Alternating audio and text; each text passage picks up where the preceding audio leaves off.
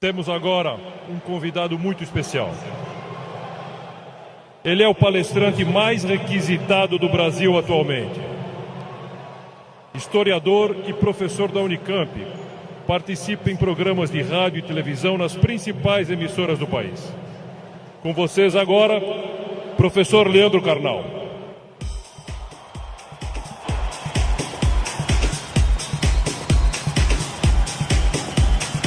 Boa tarde. Muito boa tarde. Um imenso prazer estar aqui no Rio de Janeiro. Bem, obrigado. Obrigado. Obrigado. Muito obrigado. Ainda bem que eu não sou tímido.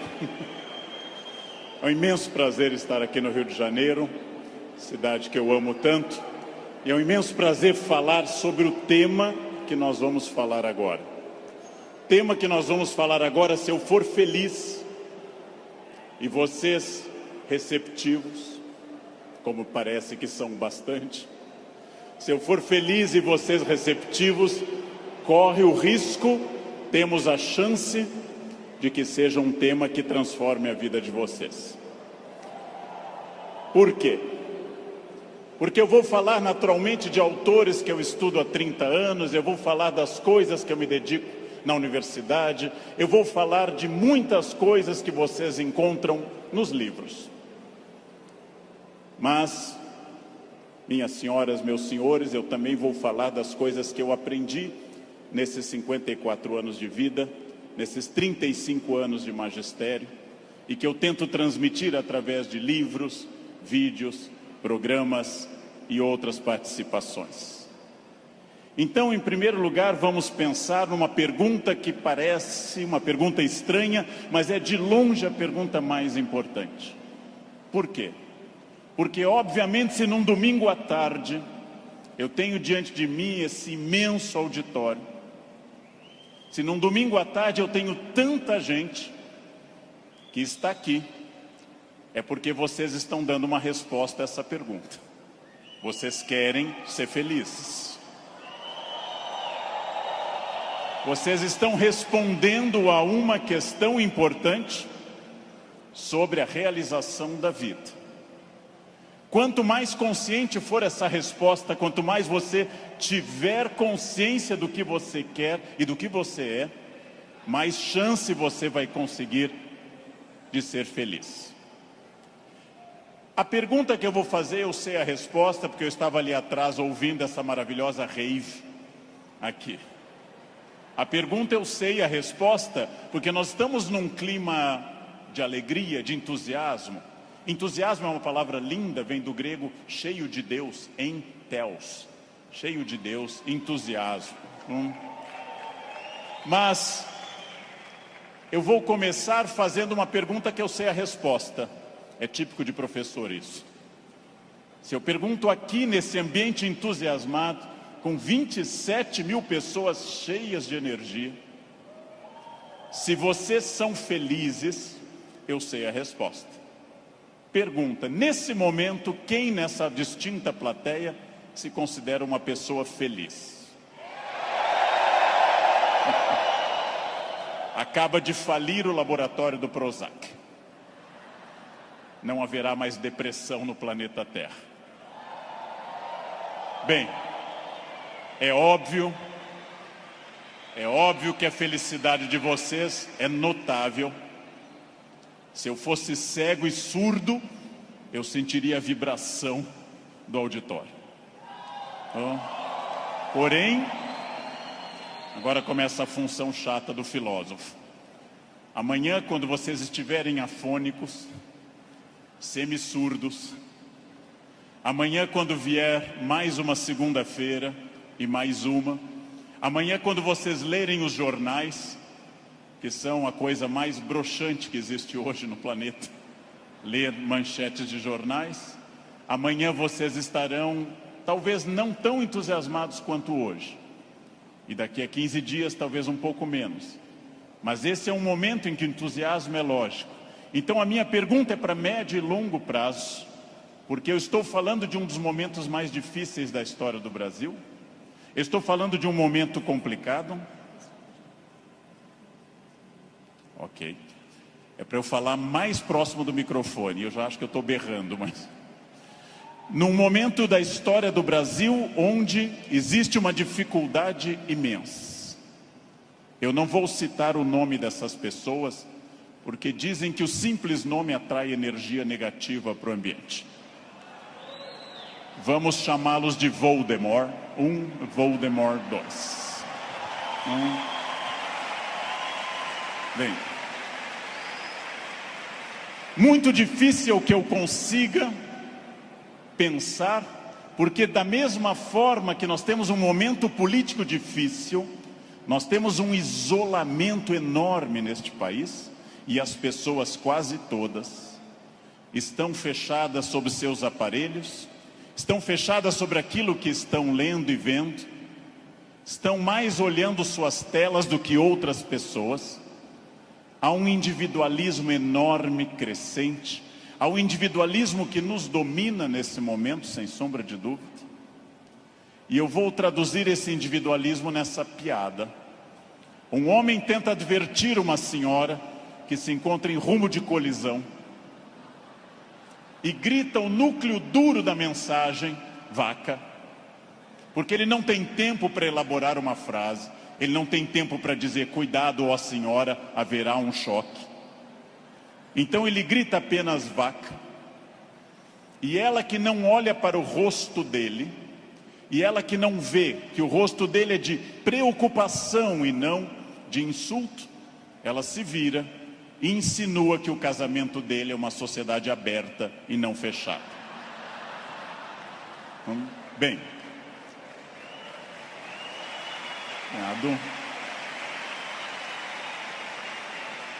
primeiro problema e primeiro conselho que eu dou a vocês, para que vocês reflitam, aceitem ou rejeitem como desejarem. Primeiro conselho importante: olhem para o rosto das pessoas. Olhem para o rosto dos clientes. Olhem para o rosto de quem está comprando, porque o rosto humano é um livro poderoso que traduz tudo. O rosto humano lhe diz, eu estou adorando, eu estou detestando, eu estou entediado, eu estou entusiasmado. Comecem a olhar para o rosto, comecem a mandar menos emojis e emoticons pelo celular e comecem mais a olhar para o rosto humano que traduz tudo o que você precisa saber. Chego a sugerir ousadamente que vocês olhem para o rosto das pessoas da própria família, que conversem com maridos e mulheres. Olha a minha ousadia. Que olhem para essas pessoas. Que vocês passem a avaliar valores, emoções, sentimentos. Que vocês passem a pensar claramente em cada indivíduo único. Essa é uma das grandes chaves do sucesso. Eu tinha um erro, eu tinha um defeito como profissional. Há alguns anos eu entrava num grande evento como esse pensando o seguinte: acabei de chegar de Foz do Iguaçu, dei palestra lá, amanhã eu tenho que estar cedo em São Paulo, depois eu vou para a Bahia, depois eu tenho que voltar correndo da Bahia porque eu tenho aula na terça-feira de manhã cedo em Campinas. E eu vivia no compromisso seguinte, eu vivia no momento seguinte. Isso é um defeito. Vivam no momento que vocês estão. Ao entrarem para conversar com alguém, ao tentar uma venda, ao ler um livro, ao namorar, ao conversar com seu filho, ao fazer qualquer coisa importante na sua vida, entre inteiramente naquilo. Não fique pensando o que vem depois. Faça daquela experiência única e que a pessoa que está com você não entenda e não sinta, em hipótese alguma, que ela é um obstáculo ao seu horário, que ela é um obstáculo à sua realização. Entreguem-se a isso. Quais são os meus valores? De novo, parece uma pergunta estranha, mas é uma das perguntas mais importantes que nós temos. Qual é o seu valor? Qual é o seu valor principal? Qual o seu valor auxiliar? Que faz você se emocionar? O que move seu coração? O que impulsiona seu despertar? Quais as ideias que você tem mais fortes pela manhã? Em que você dorme pensando em quem? Estes são seus valores. Decidiu que seus valores são família, dinheiro, um equilíbrio entre os dois? Decidiu que seus valores são viagens, família, dinheiro, um equilíbrio entre os três? Perfeito. Definido o valor, procure este valor obsessivamente, sem cessar em nenhum momento. Há mais de 40 anos, quando eu estava estudando línguas inclusive, eu ouvi várias pessoas dizendo sempre que era muito esforço. Quando eu fiz a faculdade, evitei excesso de festas, evitei maconha, o que num curso de humanas na USP é um isolamento muito grande. Não pegava ninguém. Evitei coisas, foquei no que eu queria. Eu estou aqui para estudar. Eu estou aqui para estudar muito. Depois continuei estudando e fiz mestrado e doutorado, fui morar fora, aprendi línguas e sempre mirando no meu valor. Meu valor é ser um profissional de excelência. E não apenas excelência média, de grande excelência. Então, eu mirei desde o início, gente. Eu mirei na ideia que eu quero ser Alexandre o Grande, não Alexandre o Médio, nem o Pequeno. Não quero ser médio, não quero ser a pessoa legalzinha. Por incrível que pareça, e até vaidoso que possa parecer a vocês, mas isso foi um lema de vida. Desde muito cedo eu disse, eu quero ser, se não o melhor, um dos melhores professores do Brasil. Um valor alto, vaidoso. Só que eu aprendi que mirando alto, às vezes a gente consegue um pouco menos. Se você mirar baixo, você consegue ainda menos. Mire alto. Não tente ser o melhor vendedor do condomínio, é muito pouco. Não tente ser a melhor pessoa da rua, é muito pouco. Mirem alto. Mirem alto e busquem isso. Eu quero ser o melhor vendedor do Brasil. Simplesmente isso. Se alguém acha que não pode, ache os instrumentos para poder. E aí um outro conselho importante. Querem saber quando está dando certo? Querem saber quando o projeto de vida de vocês acertou no valor? São aqueles semi-amigos. Semi-amigo é o inimigo que lhe abraça. Chegam a você e lhe dizem, você tem sorte, não? Nossa, você tem muita sorte. Prestem atenção nessa frase que o tio Leandro vai dizer.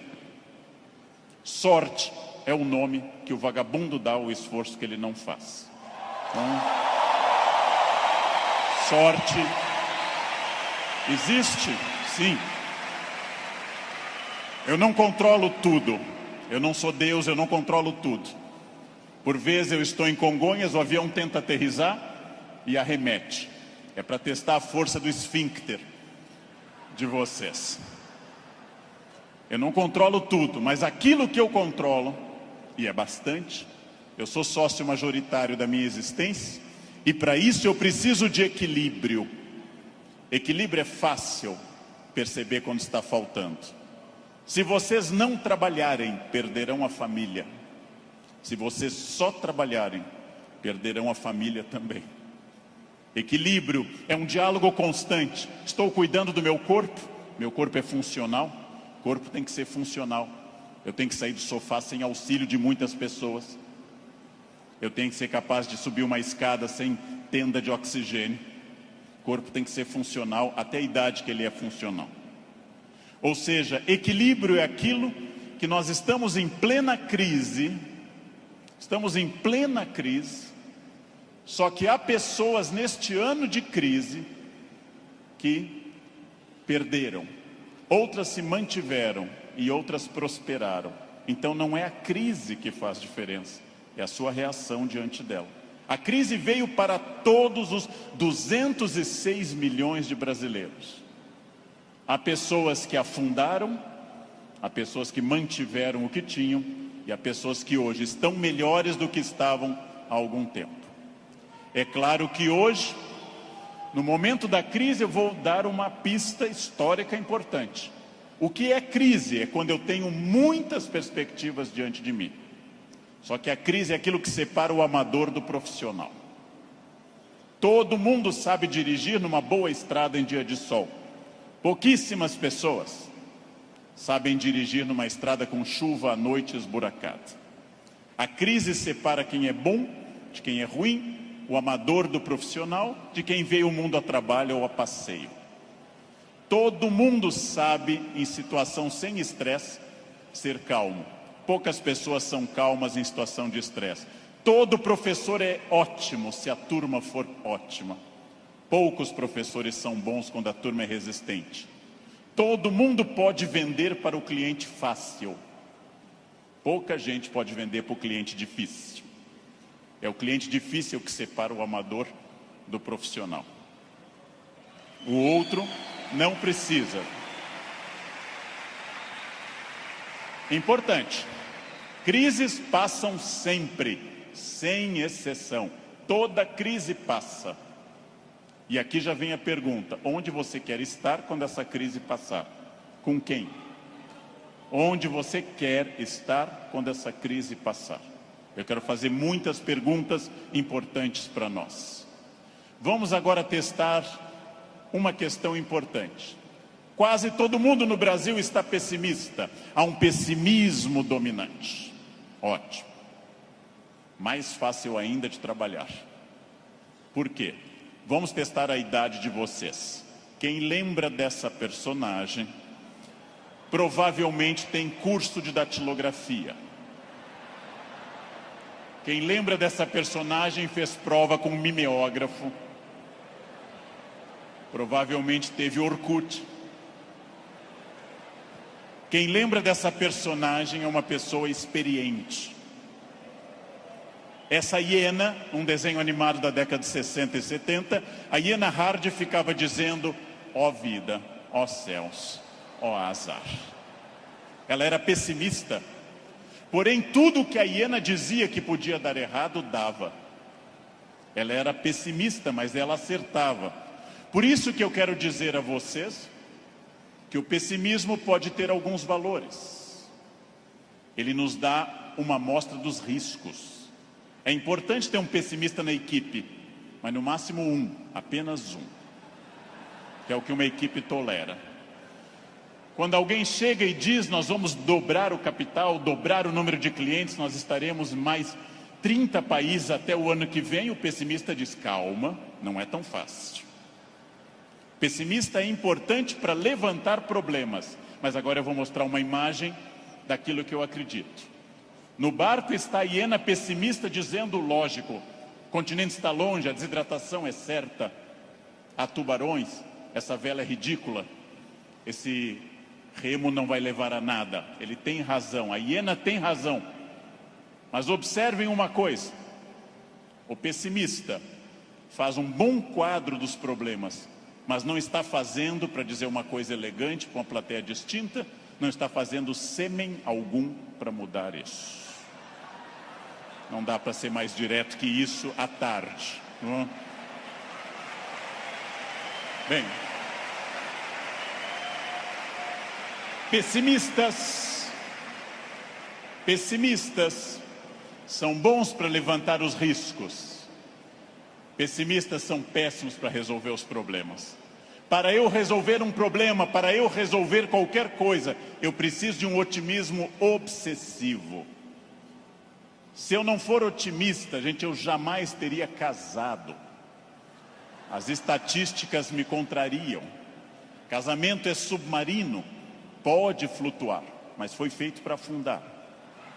Foi feito para afundar. Se eu não fosse tomado de um otimismo obsessivo e doentio, eu não teria filhos, porque é um investimento de retorno muito ruim. Filhos nunca amortizam o que você investe neles. Com filhos você nunca chega ao topo. Pelo contrário, você vai investir centenas de milhares de reais e vai ouvir a frase: eu te odeio.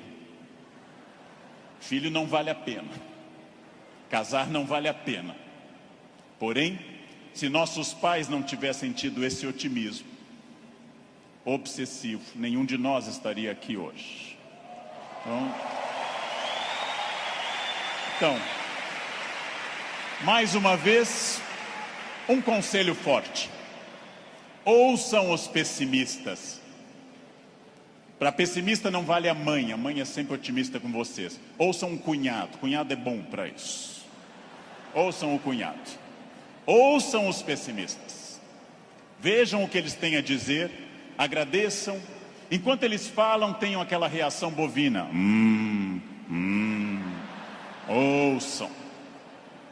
Depois agradeçam e comecem a trabalhar com otimismo total. É só assim que se cresce. É só assim que se consegue alguma coisa. Eu não sei quem governará o Brasil no ano que vem. Pela tradição republicana, o pior possível, mas ainda não escolhemos. Eu não sei, aliás, nem quem governará o Brasil no fim deste ano. Eu tenho total incerteza, mas quero garantir a vocês que, apesar da imprevisibilidade, há uma chave na mão de vocês chamada preparo. Quem daqui ler mais livros sobre técnicas boas de venda, estudar mais psicologia de vendas, quem tiver mais método, quem for mais otimista, quem for mais metódico, não sabe o que vai enfrentar, mas estará melhor do que quem não fizer isso. Não sei onde estaremos, gente. Não sei onde estaremos. Vejam, em nenhum momento na graduação de História e Filosofia, em nenhum momento fazendo mestrado ou doutorado ou estudando fora, eu imaginei que um dia eu teria a honra de falar para essa plateia tão numerosa e entusiasmada. Em nenhum momento.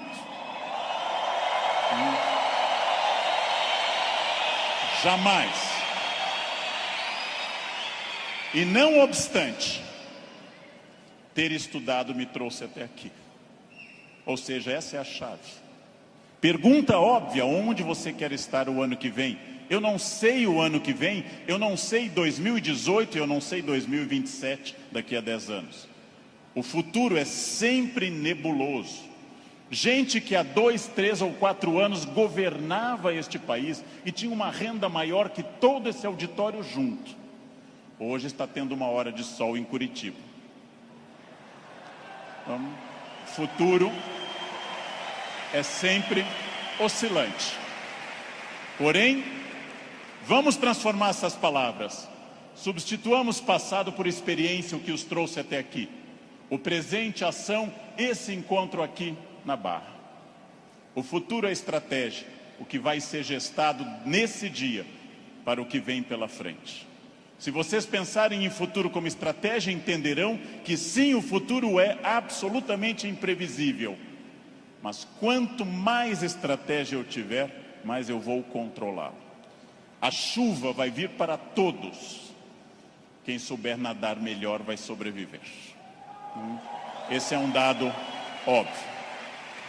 Bem, mas eu erro bastante. Eu, Leandro, sou hoje melhor professor, porque já errei bastante. Eu, Leandro, erro. Errar é humano. Lembrem que no nosso mito fundacional judaico-cristão, a primeira empresa do mundo chamou-se Éden, e o proprietário selecionou 2 funcionários, dali mesmo, não fez seleção externa, criou ali dentro do Éden mesmo. Deu apenas uma regra, fez uma semana de compliance e deu apenas uma regra. Só não pode comer uma fruta, o resto tudo pode. Foram lá e comeram. Foram demitidos por justa causa. Foram para o mundo, tiveram 2 filhos. Um matou o outro, Caim matou Abel. Primeira família do mundo, a mais próxima de Deus. 2 infratores, um assassino e um cadáver. Essa é a primeira família do mundo. Uma família que tinha tudo para dar certo, gente. Não tinha sogra, não tinha nora e não tinha genro. Uma família perfeita. E deu errado. Pergunta: nós somos filhos deles. Errar é humano. Significa que todos que estão aqui, com exceção dos mentirosos, já erraram. Só os mentirosos nunca erraram, porque são mentirosos e dizem que nunca erraram. Faz uma coisa que eu treino há mais de 50 anos diariamente. Eu treino andar. Faz mais de 50 anos que eu treino diariamente e eu tropeço. Erro é um recado. Erro é um recado enviado para dizer que você pode mudar de estratégia, tem que aprender, tem que ter cuidado. Erro é fundamental. Errou, não conseguiu, não atingiu meta, falhou, ótimo. Se você aprender, você será melhor. Senão será só um chorão. Aprenda. Aprenda com o erro, gente. Aprenda com o erro. Erro lhe tira da zona de conforto. O que é a zona de conforto? É aquilo que me deixa satisfeito, feliz. Zona de conforto é aquilo que estraga o meu desafio. Ostra feliz, diz Rubem Alves, ostra feliz não desenvolve pérola. A pérola é a resposta da ostra a isso. Por que a ostra faz uma pérola? Porque um grão de areia a incomoda e ela reveste com madrepérola. Sem isso a ostra não produziria pérola. Zona de conforto é aquilo que lhe deixa repetindo. Eu caso, e caso como todo mundo com entusiasmo, querendo cuidar muito, fazendo muito afago e afeto, e vou ficando mais confortável no casamento, passo a ficar mais tempo no sofá, passo a usar moletom, passo a beijar minha esposa na testa, sinal claro de declínio erótico. Passo a chamar minha esposa de mãe, que é para não ter nada sexual mais, porque com a mãe ninguém tem nada. Perco a atenção na roupa de baixo, e ela, ao invés daquelas lingeries lindas, de seda e renda, vermelha e preta, passa a usar bege, de algodão, lavadas com sabonete no box, dia após dia. E assim os dias vão se sucedendo, e finalmente chegamos ao ponto mais baixo da relação. Os dois passam a usar croque. Acabou. Acabou. Não há sexo com croque, jamais. Bem, salvo se alguém aqui está de croque, é exceção do que eu estou dizendo. Fica muito bem em você. Fica muito bem. O que acontece com a zona de conforto? Eu passo a não querer fazer mais coisas certas nem com entusiasmo. Eu passo a achar que está bom estar no aquário lotado porque é conhecido. E eu não busco um aquário mais desafiador e maior. Tudo o que te agrada te engana. Tudo o que te seduz e te deixa confortável te conduz à mediocridade. Quanto mais você tiver desafios, mais você vai responder a esses desafios.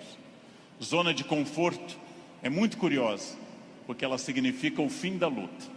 Saiam da zona de conforto. Pensem seriamente que tudo está em mudança, tudo está envelhecendo, tudo está passando, tudo aquilo que não está se expandindo está encolhendo. Tudo aquilo que não está melhorando está piorando. Isso é a realidade do mundo. Se você não mudar o seu negócio, alguém mais jovem e mais dinâmico vai mudar. Nesse momento, alguém está tendo uma ideia de vendas melhor que a sua. Isto significa que quem se dedica a ser um profissional precisa permanentemente levar em conta essa frase. Mudar é difícil, me ensinaram os norte-americanos. Mudar é difícil, não mudar é fatal. Mudar é difícil, não mudar é fatal. Isso é fundamental. Tem duas opções: enfrentar a mudança, enfrentar o desafio e pensar: esse ano eu consegui isso, que bom, e agora? Ah, mas eu já falo inglês. Ótimo. Qual o passo seguinte? Eu já consegui a minha casa, perfeito. Era esse o seu objetivo material? Qual é o passo seguinte nos outros objetivos? Não mudar é fatal. Protagonismo é quando eu entendo que a minha vida não mudou por causa dos astros. Não mudou porque Mercúrio estava retrógrado. Não mudou porque Saturno está sob meu signo. Mudou porque eu agi. Mudou porque eu fiz alguma coisa. Protagonismo é isso. Não é fácil tomar essa decisão. Não é fácil olhar além do horizonte e perder essa ação reativa de quem simplesmente acha está faltando isso, está faltando aquilo. Não é fácil. Não é fácil essa transformação. A visão além do horizonte pressupõe racionalidade, pressupõe previsão. E eu venho de um país que eu amo tanto, este Brasil, apaixonadamente, um país que não gosta de ser estratégico. Todos os dias eu pego avião, gente, todos os dias, como hoje de manhã, como agora à tarde. Todos os dias eu enfrento raios-x e pessoas que passam, aí tem o celular no bolso e voltam. E eu atrás dessa pessoa envelhecendo. E a pessoa passa de novo, as moedas, e volta. Ah, a botinha cafona com taxinhas, volta. Depois de 10 vezes a pessoa passa, sem nenhuma estratégia. Chega à porta do Finger, a funcionária pede o documento e começa a procurar na bolsa ou na mochila o documento. Naquele momento, o meu já está em ângulo para mostrar para o funcionário. Essa pessoa acha o documento, entra no avião, vai até a metade e aí olha o seu ticket, 2A, e começa a voltar, contrariando a piracema que está indo para o fundo do avião. Estratégia é a capacidade de se antecipar à necessidade. Estratégia é estar pensando o seguinte: está dando certo a minha estratégia nesse momento? Ótimo. Está dando certo, já é passado. O que eu vou fazer no futuro? O que eu vou fazer para transformar isso? Racionalidade estratégica. Não existe destino. Eu sou das pessoas que compartilham da ideia que não existe destino. Existem acidentes para todos. O que eu faço com esse acidente me define. Ah, Leandro, você fala bem porque você é de aquário. Eu sou de aquário. Aquário é ar. Pessoas de ar falam bastante. Gêmeos também. Ah, você é muito ciumenta, mulher, porque você é de escorpião. Escorpião é tomado pelos ciúmes. Mas que marido exemplar? É câncer. Câncer é água. Chora até a inauguração do supermercado. Mas que chefe autoritário? Áries. Ele é de Áries. É muito autoritário. Que secretária organizada? Virgem. Virginianos têm toque com ordem. Muito bem, isso é pensamento mágico. Sabe o que é pensamento mágico? Acreditar que a minha vida é determinada por uma constelação na hora do nascimento. Sabem o que é vaidade, que também atrapalha? É ficar pensando agora, por que ele não falou do meu signo até agora? Isso é vaidade. Será que ele vai falar do meu signo? Isso é vaidade. Bem, superem isso. Superem essa ideia de sorte, azar, destino. Introduzam a ideia de decisão, estratégia e trabalho. Sartre diz, o filósofo que morreu em 1980, Sartre diz: não importa o que a vida fez de você. Pausa. Importa o que você fez com o que a vida fez de você. Não importa o que a vida fez de você. Importa o que você fez com isso. Você conseguiu aprender inglês porque sua família era rica e te levava para esquiar em Aspen, no Colorado? Ótimo. Tem outra maneira de aprender, na biblioteca pública com CDs de graça. Aspen é bom. Aspen é legal. Mas não está impedido o acesso para outras pessoas. Não importa isso. A vida te deu 3 chances de sucesso material. Nascimento é a primeira. Quem nasceu de família boa, mas desprovida de recursos, já queimou 1/3 das chances. Família amorosa, mas sem CNPJ forte. Segunda chance, casamento. Quem casou por amor já queimou 2/3 das chances. Casar por amor elimina mais 1/3 das suas chances. Sobrou só um, gente. Só um caminho. Trabalhar. Trabalhar bastante. Ou casar de novo. Ou nascer de novo. Eu já me convenci que é trabalho, que queimei os 2/3 iniciais também. Tenho família amorosa e muito trabalho pela frente. O que significa aí, gente? Vamos pensar. Eu não sou controlado. Eu não sou controlado pelo destino. É óbvio que eu não sou tudo e nem posso tudo e nem sei tudo, mas eu não sou controlado pelo destino.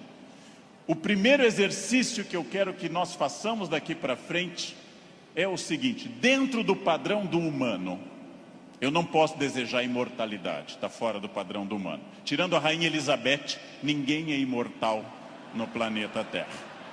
A Beth é imortal. É uma Highlander. Eu não posso dizer, eu me cuido, você vai morrer igual. Vai ser um cadáver bem cuidado. Eu hidrato a pele, vai ser um cadáver hidratado, bonito. Eu malho todos os dias, um cadáver definido, bonito também. Muito bem. A não ser que vocês queiram evitar Alzheimer, aí o meu conselho é: comam bacon, pururuca, banha. Isso evita Alzheimer. Vocês não chegarão à idade de desenvolver Alzheimer. Vão morrer antes. Não? Bem. Não controlo tudo. Não controlo tudo. Não sou dono do universo. Não posso impedir a morte, que virá. Mas entre o nascimento e a morte eu controlo muita coisa. Toda crença em destino, vocação, talento, é uma crença que tende a disfarçar o que de fato faz a diferença. E o que de fato faz a diferença é o esforço. Eu tenho uma sorte imensa quando as pessoas me dizem: Leandro, você tem sorte. Eu tenho uma sorte imensa. E essa sorte se repete diariamente, porque eu acordo às 4 da manhã. Essa é uma sorte diária. Basta eu começar a dormir o dia todo que a sorte se vai. Ninguém me controla, e eu acredito, como os filósofos gregos, que a vida pode ser mais racionalizada. Eu acredito que eu tenha condições de interferir na minha vida. Eu acredito que quando eu faço a pergunta o que estamos fazendo de nós mesmos, eu posso dar uma resposta objetiva e prática. O que eu estou fazendo de mim? É um momento para pensar. O que eu estou fazendo de mim? Essa é a vida que eu estou querendo levar? Com as pessoas que eu quero? A vida é muito curta, gente, é muito rápida, é muito passageira. E ouçam alguém de mais de 50. Depois dos 40 parece ficar mais rápido ainda. Parece que passa numa velocidade incrível. A vida é muito curta para que se perca tempo numa existência medíocre, numa existência pequena, numa existência fraca. A vida é muito curta para que eu tenha uma família que eu não ame, para que eu tenha um emprego que eu não goste, para que eu tenha um trabalho que eu não me dedique. Ela é muito curta para eu ser medíocre. É muito pouco tempo para isso. Perguntem o que estamos fazendo de nós mesmos e sigam o conselho que Sócrates fundou a filosofia ocidental: conheçam-se, conhece a ti mesmo, conhecimento de si.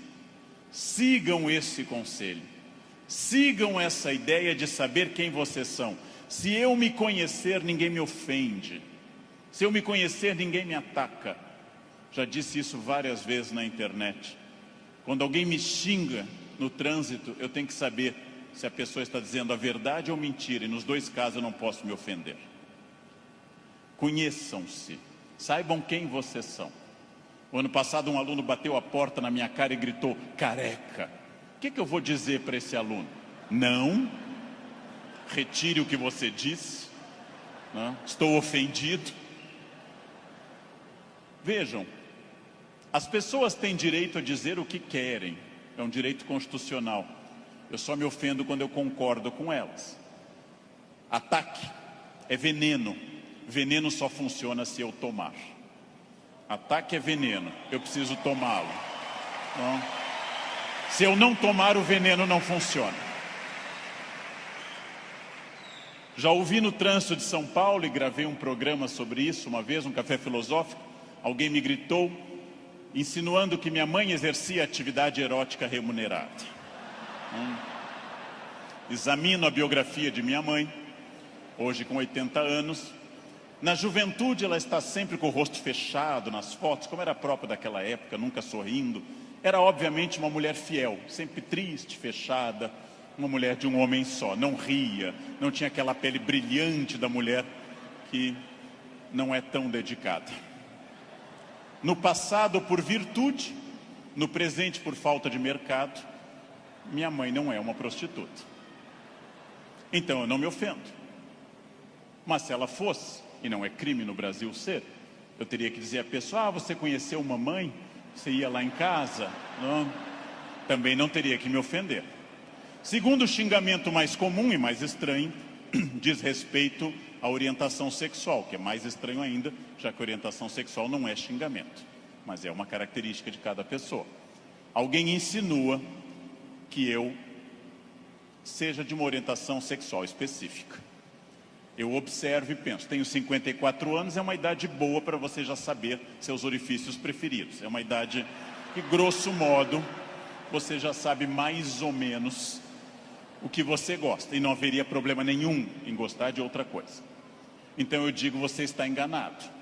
Seguindo o velho conselho do Rio Grande do Sul, onde eu nasci, por onde sai o feijão, não entra mandioca. Bem, mas e se fosse? E se fosse, sem problema algum, eu diria a essa pessoa também, você me conhece?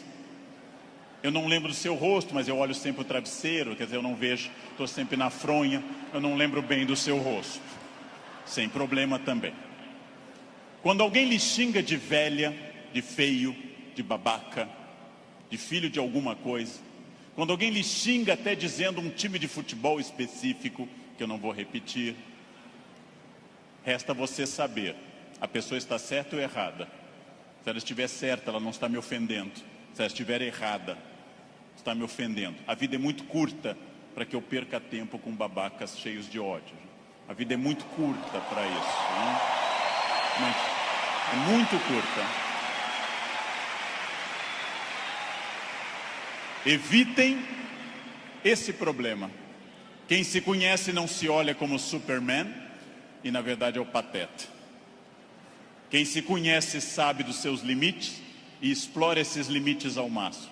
Quem se conhece sabe, talvez eu não tenha vindo ao mundo tão bonito, talvez eu não tenha vindo ao mundo tão alto, tão rico, tão hábil em línguas. Eu posso fazer muito com isso, muito. Posso esticar esses limites ao máximo. É fundamental conhecer-se. Sempre, sem exceção, sem nunca perder de vista que consciência é a chave da transformação. Consciência é a chave de todas as transformações. Respostas claras, objetivas para a pergunta que eu fiz no início. O que eu quero? Onde isso vai me levar? Quem sou eu? Isso me torna ou não feliz? Consciência. Controlar a vaidade. O principal elemento de descontrole de uma vida. Trabalhei para homens muito importantes nesse país, trabalhei com pessoas fundamentais deste país, e quase todos com o mesmo pecado, o pecado da vaidade, o pecado fundacional da humanidade, o de Lúcifer, o pecado de se achar mais do que é, e de achar que os outros concordam com isso. Mire em ser mais do que você é, mas saiba exatamente quem você é, para que o mundo não precise lembrá-lo disso com frequência. É melhor que qualquer pessoa, cobramos mais o corpo com roupas e alguém diga, nossa, você está muito bem, poderia deixar mais alguma coisa à mostra, do que alguém que diga, vai colocar uma burca, meu filho, tá demais. Quer dizer, esperem, saibam quem vocês são, saibam quais as lutas que valem a pena. Por quê? Porque a vida oferece algumas lutas muito boas. Família é uma delas. Luta contra o racismo é uma luta muito boa. dedico parte da minha vida a isso. Luta contra a violência sobre as crianças, luta contra a pedofilia, é muito boa. Essas lutas são boas, merecem toda a nossa energia, merecem todo o nosso empenho, talvez até a vida. As outras, não. Não. Escolham a luta, gente. Escolham as lutas. Não é boa luta o trânsito. Não é boa luta. É ridículo brigar no trânsito. A pessoa pode estar simplesmente louca, drogada ou armada. Não lutem no trânsito. Não percam um projeto de vida por causa de um louco. Não lutem em família, dentro da família. Família é como herpes, volta sempre. Volta sempre, gente. Você brigou agora, no próximo Natal tem de novo. Não adianta brigar. Escolham as lutas. E quando alguém lhe ofender na sua rede social, bloqueie, apague ou ignore. Rede social não é um bom espaço de luta, é perda de tempo ficar brigando em rede social. Escolham as lutas, gente. E aqui um detalhe, uma campanha. Falando no Brasil inteiro, eu estou lançando uma campanha, gente. Pelo amor de Deus, parem de dar bom dia em grupo de WhatsApp. É a minha campanha. É minha campanha. Se alguém der bom dia, apaguem simplesmente e pronto. Pronto, falei. Escolham as lutas. O mundo inteiro hoje está centrado em duas coisas: parecer, através de redes sociais, e ter. Ter é bom, se representar que eu vou melhorar com isso. Ter para ser, ter para parecer é ruim. É bom eu ter conforto, é bom eu ter algumas coisas materiais, desde que eu saiba que elas servem à minha felicidade, e não eu sirvo as coisas. Ter e parecer não se confunde com ser. É uma palavra difícil, eu sei. É uma palavra complicada, essa tal de felicidade. Epicuro, filósofo, que eu adoro, dá uma norma muito clara. Viver não é um fardo. Não viver não é um mal. Logo, diz Epicuro que nós devemos honestamente morrer e honestamente viver. Como eu posso ter medo do que é inevitável? Viver é um desafio constante, diário, não é um fardo. Não posso acordar como um condenado, não é um fardo, é bom. E também honestamente aceitar essas coisas. Muito importante, contido nessa imagem de uma escultora norte-americana, Bobby Carlyle, que eu adoro. Essa estátua chama Self-Made Man. Mostra com o talento da escultora, em bronze, uma figura de um homem esculpindo-se. É uma metáfora excelente para todos nós. Eu estou parcialmente pronto, mas eu não sou perfeito. Perfeito quer dizer em latim, feito até o fim. Perfectum, feito até o fim. Eu não sou perfeito. Eu sou perfectível, eu estou em processo de transformação, eu sou uma pessoa crescendo a cada instante. Eu tenho partes completamente prontas, outras que precisam de melhoras e outras que precisam ser criadas. Eu não estarei pronto até o fim. O jogo termina apenas no fim, construir-se. Qual é a parte que me falta? Qual é a parte que eu preciso melhorar? Qual é a parte que eu tenho que transformar? Talvez eu seja muito bom quanto a horários, quanto a sair da cama, mas eu sou bom quanto a resiliência, ou seja, enfrentar as pequenas crises cotidianas. Eu sou bom com resiliência e com horários, mas sou muito irritadiço. Tenho que trabalhar isso no meu autoconhecimento, num processo de psicologia, tenho que trabalhar minha irritação. Eu tenho partes a serem melhoradas. Meu português não é bom? Leia, aprende, estude. Eu tenho partes a serem melhoradas. É isso que nós chamamos de construir-se, fazer-se, tornar-se melhor. Não acreditar naquela síndrome de Gabriela, cravo e canela. Eu nasci assim, eu sou sempre assim. Gabriela, não existe isso. Não existe nada que eu não possa transformar dentro do padrão do humano. Construir-se. Fazer algo novo, fazer uma ideia nova, interferir no meu corpo, na minha renda, na minha família. Freud morreu em Londres fazendo essa pergunta nos seus 2 últimos anos de vida, 1938 e 39. O que as pessoas buscam tanto a infelicidade e quando encontram, ficam admiradas como se fosse uma coisa surpreendente? Por que as pessoas mantêm uma família difícil, em ambiente difícil? Por que fazem programas ruins, estressantes? Porque ano após ano repetem o mesmo erro. E depois, quando vem a infelicidade, na forma de insônia, ansiedade, depressão, angústia, elas ficam surpresas. O que houve com a minha vida? Houve o que você fez. Houve o fruto do seu projeto. Houve a sua ação, houve a sua mão neste cinzel. Trabalhem. Uns têm que trabalhar mais. Uns precisam um esforço maior. Tem gente que anda 5 minutos na esteira e define abdominais. Eu tenho raiva dessa gente. Tenho raiva. Tem gente que come brigadeiro dia e noite e está com 2% de gordura. Quero que morram. Eu vou ter que comer capim sem parar. Vou ter que correr daqui até o Recreio dos Bandeirantes e voltar fazendo num pé só para perder 100 gramas em 2 meses. Não é fácil. E devo dizer a vocês, vai piorando com o tempo. Não é fácil, mas é possível para todo mundo. É possível para todo mundo. Esculpam-se. Criem-se. Façam algo assim. Sejam alguém diferente. Façam algo que transforme a sua vida. Parem de ficar na estrada lamentando o que teria sido. Tirem o futuro do pretérito da cabeça de vocês. O que teria sido não tem importância. Só tem importância o que é e o que será.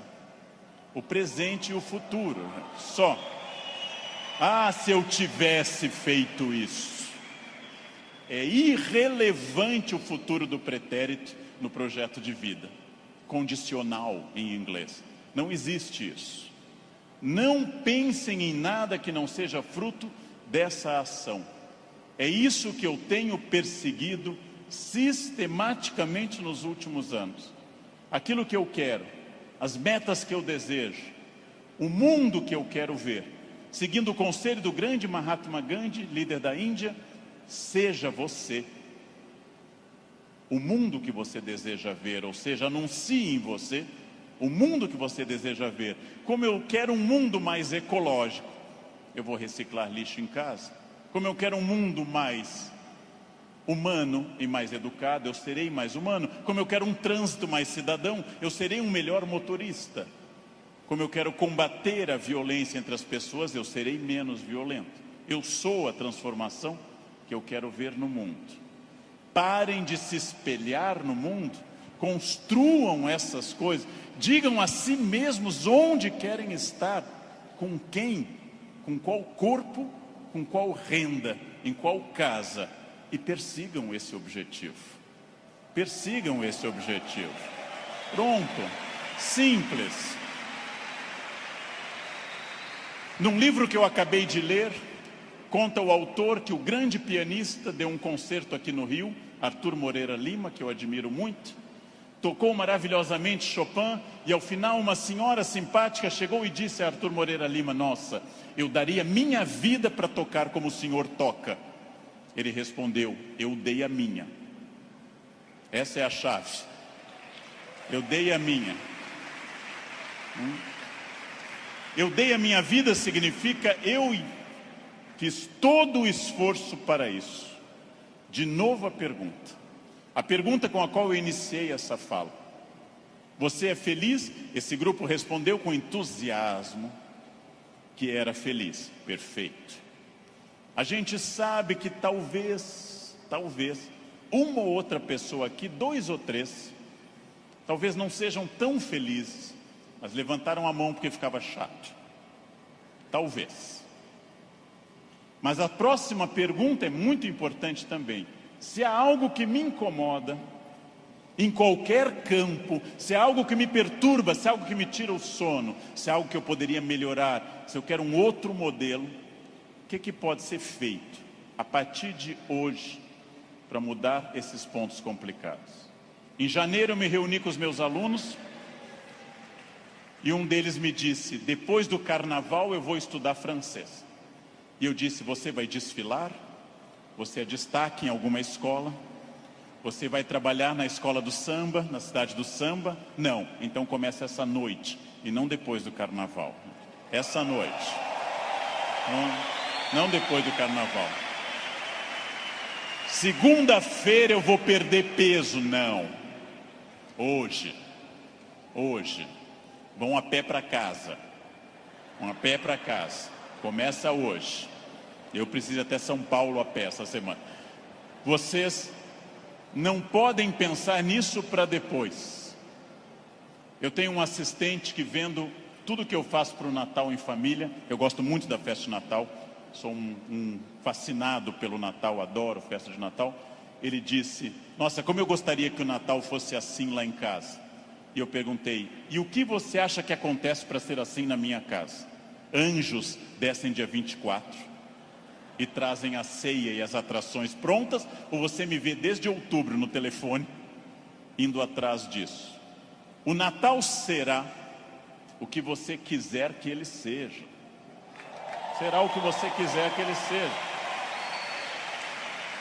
Se o seu Natal é depressivo, se o seu Natal é aquele que toca Jingle Bells e você chora, se o seu Natal é depressivo, é uma escolha sua, respeitável. Você gosta de Natal assim. Se o seu Natal é alegre, é uma escolha sua. Isto vale para tudo que vocês decidirem. O que pode ser feito para mudar os pontos complicados? Onde eu posso transformar quem eu quero ser daqui para frente? Eu digo isso sabendo que é fácil dizer e é complicado fazer.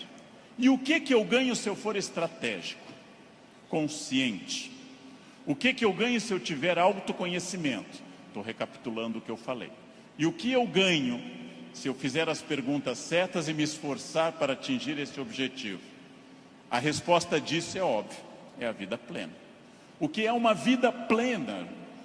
É a vida que eu controlo de acordo com a minha felicidade. Pessoas não plenas são aquelas que dizem que são levadas. Não dei sorte. Tentei, mas foi assim. Minha família não é uma família de sucesso. Eu tentei, mas não era o que eu queria. Não, você não tentou suficientemente.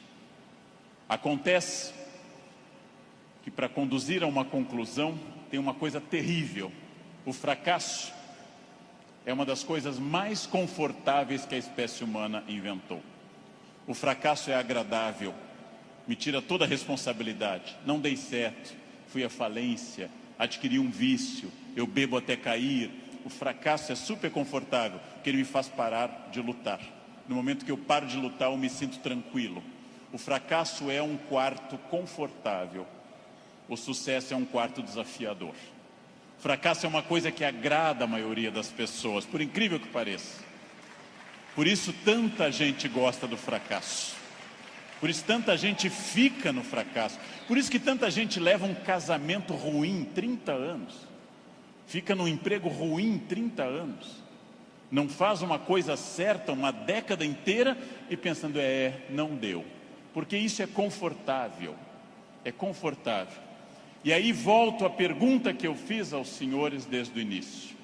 Volto a essa pergunta fundamental. De fato, o que eu quero? Quem eu sou? Onde eu quero chegar? Com quem eu quero chegar? Quais são meus objetivos? Se eu tiver consciência profunda, eu transformo por completo. Então, a primeira pergunta vocês já deram a resposta. E deram a resposta antes de ouvir o que eu tinha para falar. Todos aqui são felizes. Ótimo.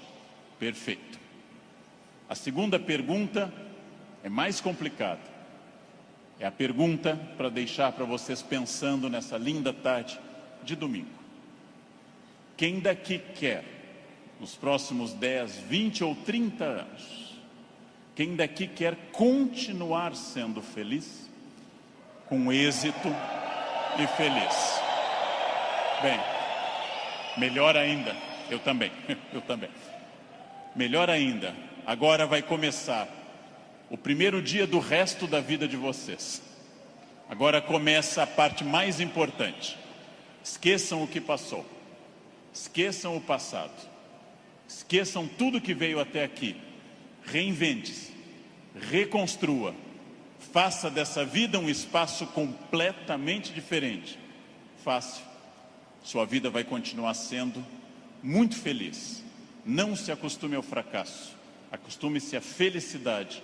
Desafiem-se. Sejam melhores.